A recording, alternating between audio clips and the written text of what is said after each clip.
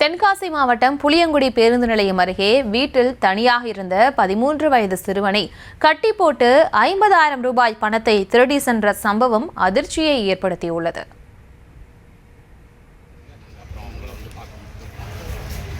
சும்மாதான் படுத்திருக்கான் போல. இந்த ஒரு காலம் இப்படி சாத்தி போய் கிடச்சி இருட்டா கிடச்சி அங்கிட்ட நம்ம பார்த்து துண்டை எழுதி படுத்து கட்டிட்டு இப்படி படுத்து கிடந்தான். பின்னாடியும் கட்டி இருந்துச்சு. பெரிய துண்டுல அது வாய்க்கிலே வச்சு திணிச்சு இப்படி கட்டி கையையும் கட்டி இழுத்து கட்டியிருக்கானுங்க. நான் அவன் மூச்சு விட மாட்டேன் கிடக்கிறத பார்த்துதான் பீரோட உழைஞ்சு லைட்டை போட்டு போய் பீரோட உழைஞ்சா கீழே என்னலே ஆச்சு அப்படின்னு இழுத்து இதை பார்த்தா கையில் என்னமோ நடந்திருக்கே அப்படின்னு தான் என்ன வேகமா இருக்கு பாருங்க.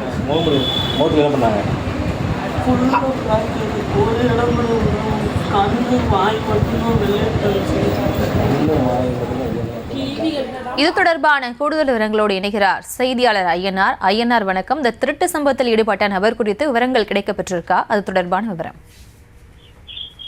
வணக்கம். அதாவது புளியங்குடி பேருந்து நிலையம் அருகே யாரும் இல்லாத நேரத்தில் வீட்டில் தனியாக இருந்த சிறுவனை கட்டி போட்டு ரூபாய் 50,000 கொள்ளை போன சம்பவம் அப்பகுதியில் பெரும் பரபரப்பை ஏற்படுத்தியுள்ளது.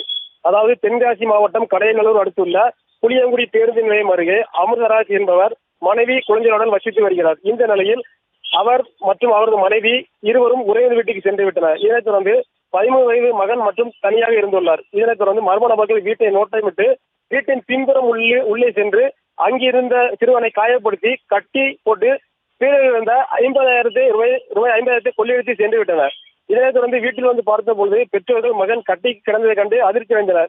இதனைத் தொடர்ந்து காவல்துறையினருக்கு தகவல் தெரிவித்தவுடன் விரைந்து வந்த புளியங்குடி காவல்துறையினர் சிறுவனிடம் விசாரணை மேற்கொண்டனர். மேலும் சிறுவனுக்கு சிறிய காயம் ஏற்பட்டதை தொடர்ந்து அவர் தற்போது புளியங்குடி அரசு மருத்துவமனையில் சிகிச்சை பெற்று வருகிறார்.